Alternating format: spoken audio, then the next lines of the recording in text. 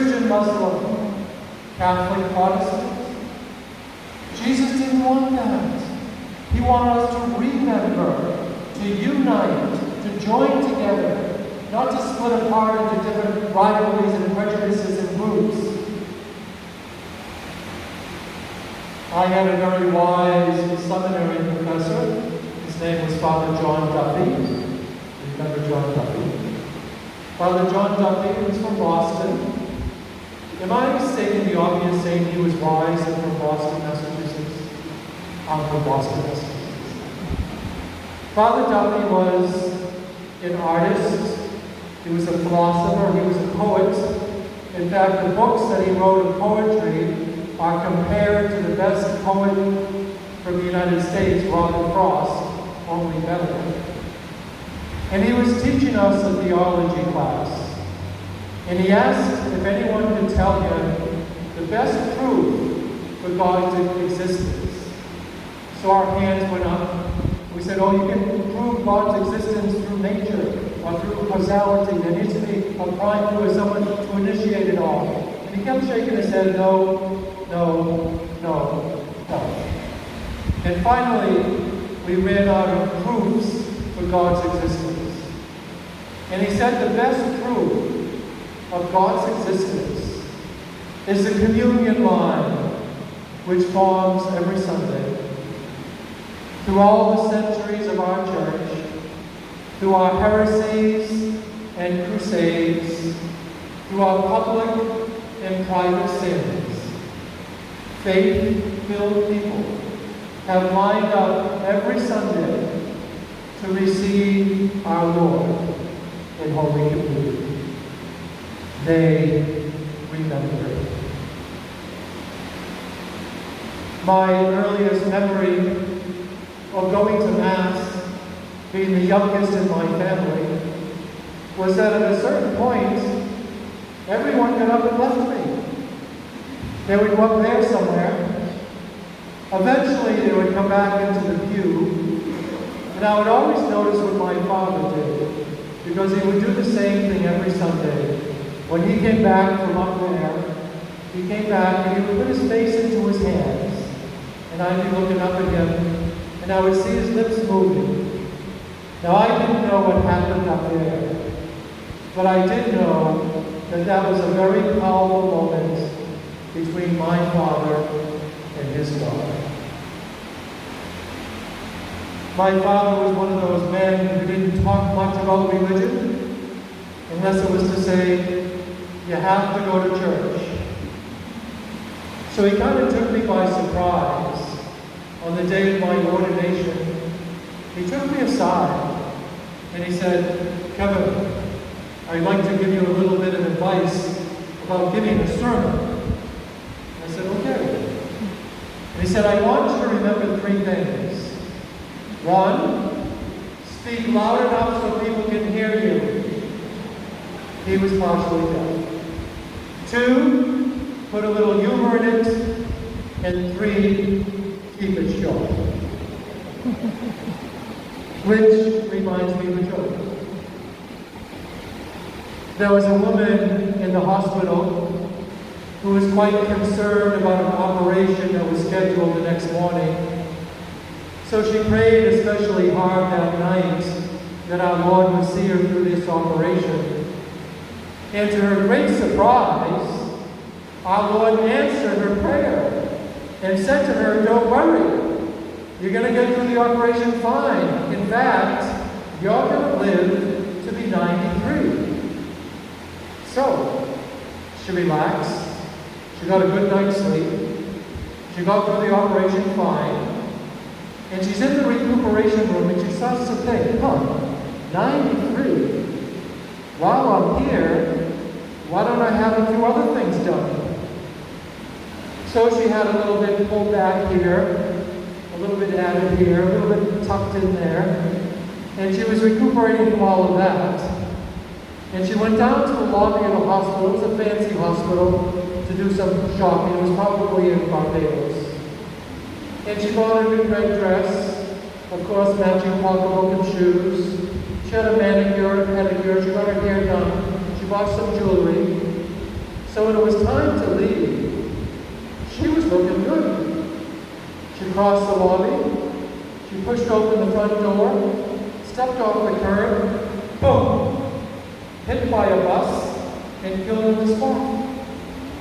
And she went up to heaven, and she sees Jesus, and she's angry.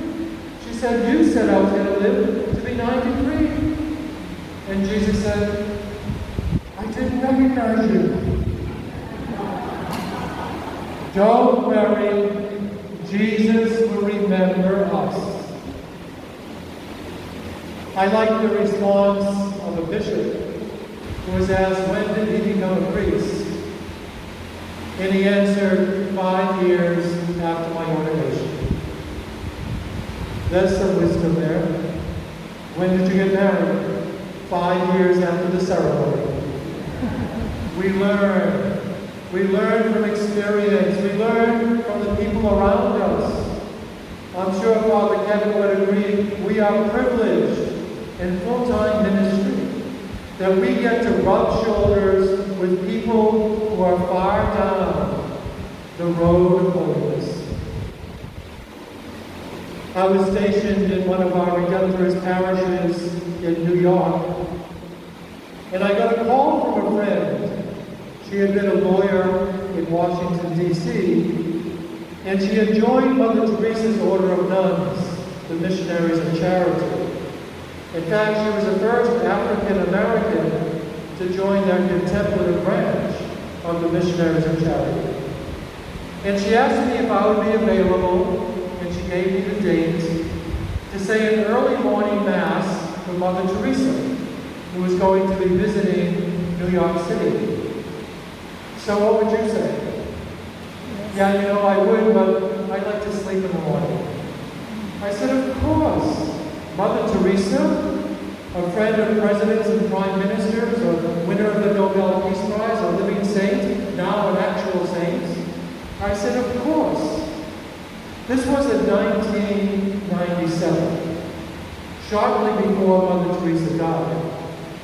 In fact, have you ever seen that picture of Mother Teresa with Princess Diana? It was taken then in New York City. It was in the South Bronx, and they died just a week apart.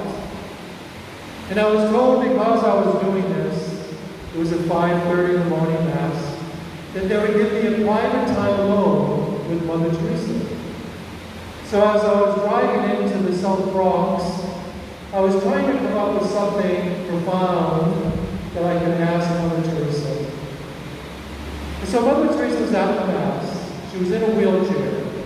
And after the Mass, I went into the sacristy, and Mother Teresa popped out of that wheelchair, and she came running into the sacristy. And of course, she's only up to about my belly button.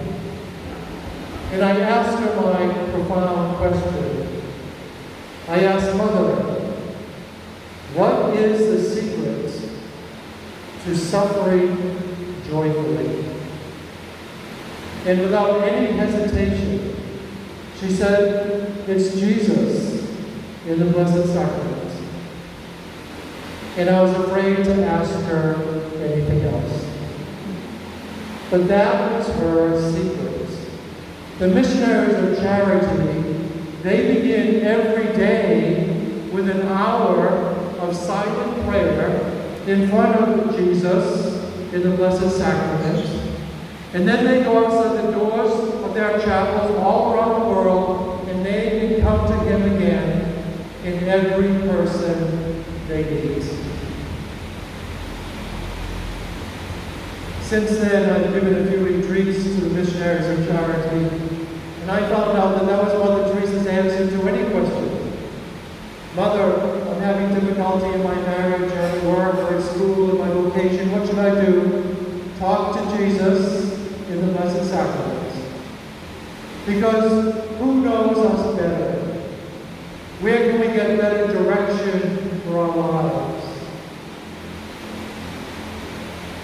I was visiting my parents in Florida, and we got an early morning phone call from one of my big brothers, the brother I always looked up to, a good husband, a father of 3, a school teacher, a soccer referee, a baseball umpire, a hockey ref. The brother who taught me how to lace up my hockey skates, how to throw baseball, how to sneak onto the local golf course.